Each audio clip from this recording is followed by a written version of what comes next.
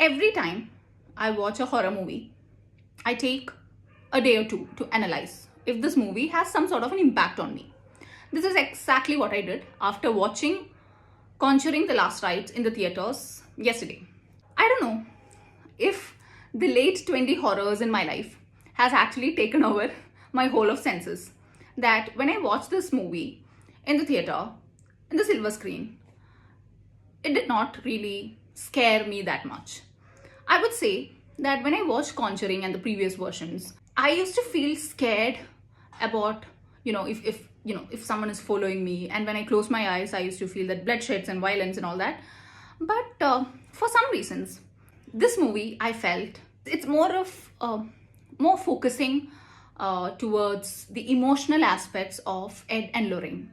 I've been through a lot for seeking a profession like this. So in bringing up a child like Judy, it has given a sneak peek into the life of Judy and her fiance Tony. And let me tell you, I've absolutely fallen in love with the character sketch of Tony, because in today's world and age, a gentleman like Tony is such a catch. But like I said, I had only 4 to 5 jump scare moments in the movie.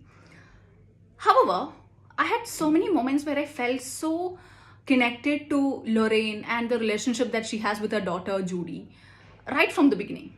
So it went mostly a sort of emotional ride rather than being a very horror tale or a movie that has a lot of horror element or jump scare situations.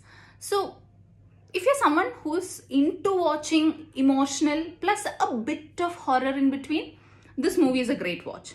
But if you're someone who prioritizes or who prefers watching horrors over emotional situations or emotional story, this may not be